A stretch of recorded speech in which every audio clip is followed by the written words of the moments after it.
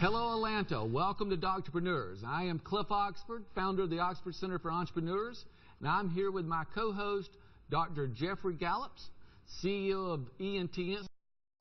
And folks, DoctorPreneurs is all about doctors who are innovators and entrepreneurs in healthcare. And we have one with us here today, Dr. Stanford Plavin. But like any good entrepreneur, he's brought his team members. Dr. Wilson, thank you for coming. And also we want to thank Miss Wendy Jones, Clinical Director. And Dr. Gallups, I'm going to let you begin this session. Well, I tell you, this is exciting because under Obamacare and changes that we have in the economy, we have got to be entrepreneurs. And Dr. Plavin and his team are that. They are disruptive. They're a disruptive factor in healthcare. Why, Cliff? Because they're providing mobile anesthesia. That is, anesthesia provided for procedures outside the hospital. We're actually doing these in offices now. So Dr. Plavin, tell us, how did you come up with that concept? Emulation is the sincerest form of flattery. So established a relationship with a professional colleague a number of years ago, talked through the process, and brought this concept and idea to the Atlanta market as well as Georgia.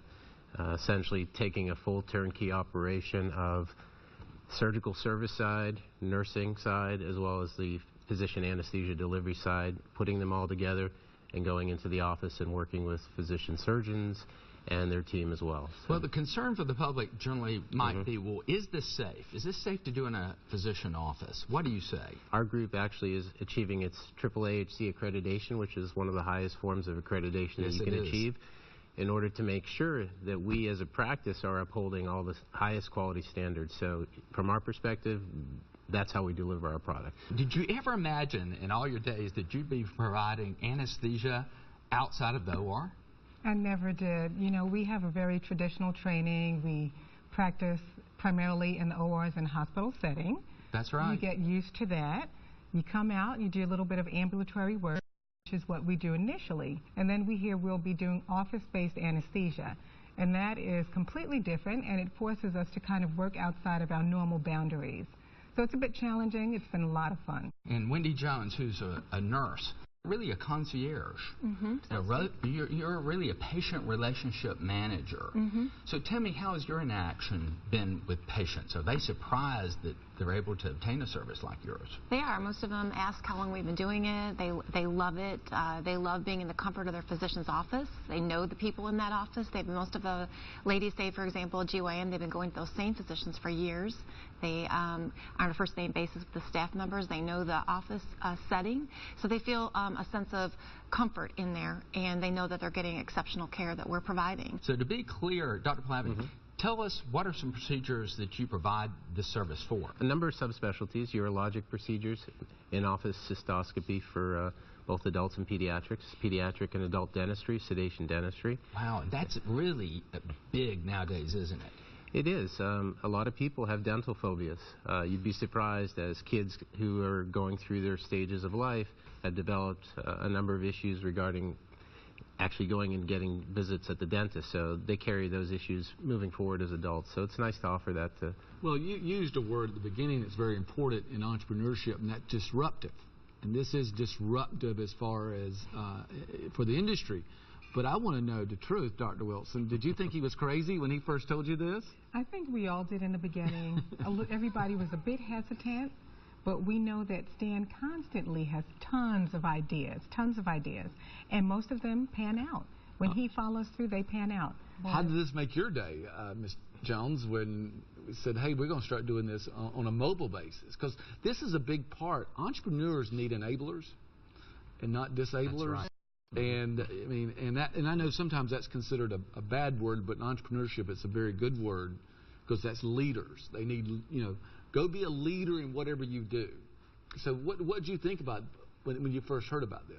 I think everybody was a little skeptical, but one thing with Dr. Plavin is he's all about yes and let's make it happen. And I think that the more you hear that as an employee, the more you start thinking that same direction. And so you're constantly trying on a daily basis, at least we are, to improve and maintain the excellent care and service, and we're always trying to come up with better ways to do it. What can we do to make it better? Well, you said something really important. That's how a culture is developed. You said we're all starting to think like Dr. Plavin. And that's what the entrepreneur ultimately has to have, where everybody starts thinking like they do, because you can't be battling all day. It's too much to do. Stan and I, this is what we have to deal with, in that we have traditional, and we are trying to move people to the future. Because let me tell you, the way it's been is over, and that's not bad. And as we are now looking into 2015 and more implementation of Obamacare, we're going to see people more responsible for their out-of-pocket expenses. Absolutely. And with that, they're going to have options, and need to have options, and that's what you provide, because you coming into an office and providing these services is going to reduce the cost probably by 80% over what the hospital is going to charge. Now listen, don't misunderstand me. I'm all for hospitals. It's just that nowadays we have got to be more responsible for our health care. This is exciting. I think it's this exciting for the industry. It's great for the surgeon, because they don't have to leave their office and count on the variables of getting a case started at a surgery center or at a hospital. They can see patients in between and be more efficient with their time. They can function within their own office setting and not even have to leave their facility. We pick up, clean up, and it's like we were never there. You do have an extra burden. You got the traditional business you have to deal with. When I was in the software business, we just went out there and ripped it up. You know what I mean? It was just like, hey, we're the innovators. And if you do that in healthcare, I mean, that's not generally it's accepted. a little more difficult to do, because you're dealing with people's physical lives.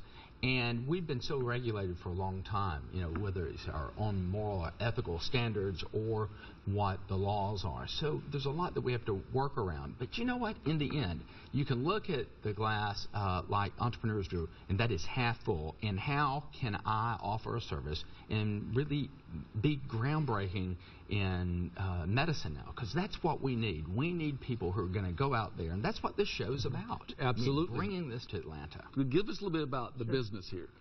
Well, our practice was first started strictly as an ambulatory anesthesia practice, and we're Ambulatory Anesthesia of Atlanta. And subsequently, as we developed this practice called Mobile Anesthesia of Georgia. And how many people are in that group? There's 16 anesthesiologists in our practice, and about between 6 and 7 typically will work in the office-based setting. So like Dawn said, it's not for everybody. But you want the people, because it is such a consumer-oriented type of process, and it's a small office setting, you want people that are going to be happy, comfortable, and feel confident in that setting. What's the next big idea that you all are going to bring to market? Y'all got something on the drawing board that we're going to see? I think that right now it's just expanding what we have. We want to be the leader. We want to continue to provide excellent service. He's always thinking of new business opportunities. What can we do? We're all starting to think like that in that sense. We'll go to him with maybe an idea. He'll mull it over and then give us some feedback on it, and then he'll store it away for when it's the right time. So, yeah, I think that we definitely have some things that we've been talking about down the road, for sure. What are they? We like news here. Well, we are, as a practice, looking to incorporate a new concept called tele-pre-op. I'm sure you'll get into telemedicine maybe down in one of your other shows coming up. Right topic. So he loves that topic. Not that I want to come back for a third time, because, I don't want to push my luck on the show, but we are looking as a practice to incorporate almost a virtual peri-anesthesia, perioperative home, in order to improve processes not only in office-based settings, but perhaps ambulatory surgery centers and hospitals. All right. Well, this is a good segment. I'm going to have all of you back and say, finish the discussion just on medical pricing. That would be a great topic. Perfect. For one of our segments. But Atlanta, thank you for